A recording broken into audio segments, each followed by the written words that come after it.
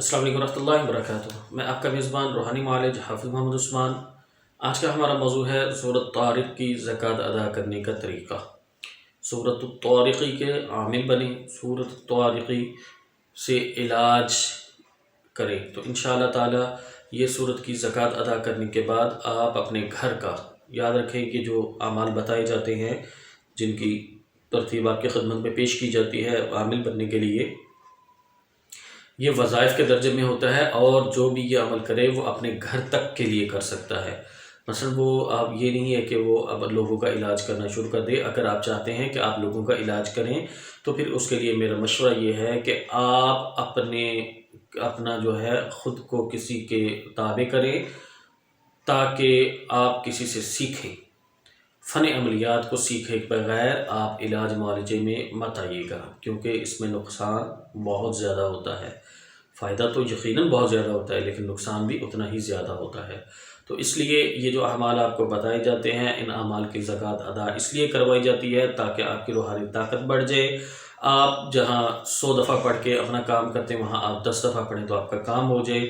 صرف اس وجہ سے آپ کو سے زکوٰۃ ادا کروائی جاتی ہے، آپ کی روحانی طاقت بڑھائی جاتی ہے، آپ مصنون اعمال کی پابندی کرتے ہیں۔ یہ جو عمل آج آپ کی خدمت میں پیش کروں گا، اس عمل کی آپ نے 40 دن تک زکوٰۃ ادا کرنی ہے۔ 40 دن کے بعد اس عمل سے آپ علاج کریں گے انشاءاللہ تعالیٰ تو آپ کو بہت جلد فائدہ ہوگا۔ اس سے آپ اپنے گھر والوں کا علاج کر سکتے ہیں، اپنے گھر کا علاج کر سکتے ہیں، اپنے کاروبار کا علاج کر سکتے ہیں۔ یاد رکھیں باہر کسی کا علاج نہ کریں تو بہتر ہے۔ کر لیں گے تو انشاءاللہ فائدہ ہوگا، لیکن جو فن عملیات کے مطابق پھر رجت ہے وہ ضرور آئے گی آپ کو، کیونکہ آپ کی حفاظت اتنی اچھی نہیں ہوگی تو پھر آپ کو پریشانی کا سامنا کرنا پڑ سکتا ہے۔ دشمن اگر بڑا مل گیا تو پھر مسائل زیادہ آئیں گے۔ تو اس لیے آپ کوشش کریں کہ آپ جو بھی رزق لیں وہ اپنے گھر والوں کے لیے لیں۔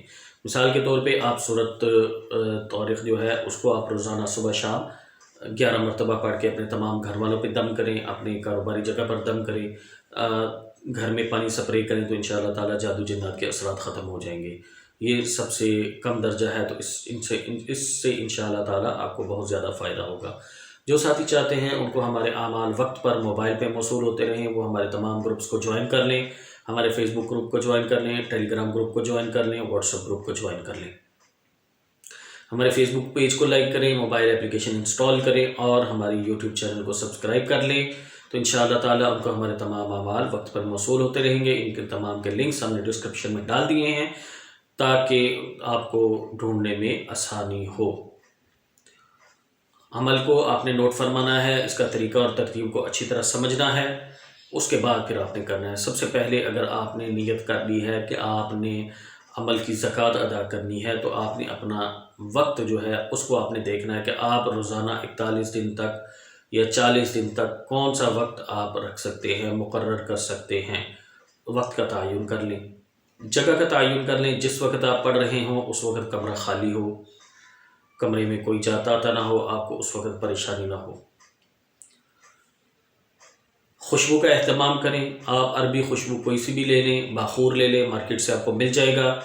باخور نہیں مل رہا، اگربتی جلا لیں۔ آپ عطر کا زیادہ سے زیادہ استعمال کرنا ہے، خوشبو بھرپور کرنی ہے، اور عمل شروع کرنے سے پہلے آپ نے اپنا حصار کر لینا ہے۔ حصار کا طریقہ یہ ہے کہ آپ 7 مرتبہ آیت الکرسی پڑھ کے اپنے دونوں ہاتھوں پہ پھونک مار کے اپنے جسم پر مل لیں، بس یہ حصار ہو گیا۔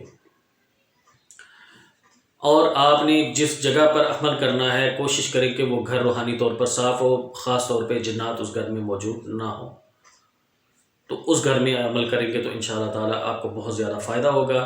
ورنہ کیا ہوگا کہ آپ کا عمل تو ہو جائے گا لیکن اس عمل کی طاقت بہت کم آپ کو ملے گی، کیونکہ جو طاقت آئے گی وہ تو لڑنا شروع کر دے گی، تو اس سے پھر آپ کو جو ہے نا وہ طاقت کم ملے گی، لیکن بہرحال فائدہ تو کسی نہ کسی درجے میں ہوگا۔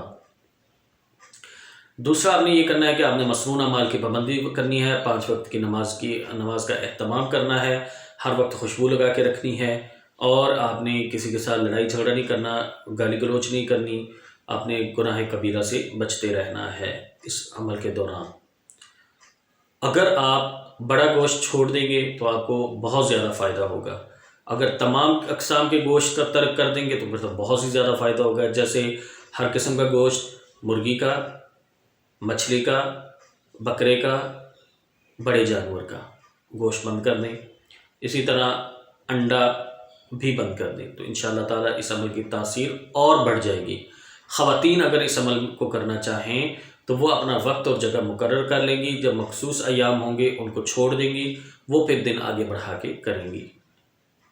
تو انشاءاللہ تعالیٰ یہ عمل کی طاقت آپ کو پوری موصول ہوگی۔ روزانہ جب بھی آپ عمل شروع کرنے لگیں 2 نفل صلاۃ الحاجت پڑھیں، 2 نفل صلاۃ التوبہ پڑھیں، اللہ سے اپنے عمل کی طاقت، اپنے عمل کی کامیابی کی دعا کرتے رہیں، اور روزانہ 100 مرتبہ سورۃ اخلاص پڑھ کے ایک فقیر کو ہدیہ کرتے رہیں، میرے اساتذہ کو ہدیہ کرتے رہیں، چاہے وہ جنوں سے ہوں، میں سے ہوں یا انسانوں میں سے ہوں، سب کے لیے آپ نے ہدیہ کرتے ہیں۔ اس کی ترتیب یوں ہے، اے اللہ اس جو کلام میں نے پڑھا ہے اس کا ثواب میں حافظ محمد عثمان کے اساتذہ کو پیش کرتا ہوں، چاہے وہ جنوں چاہے وہ انسانوں میں سے ہوں۔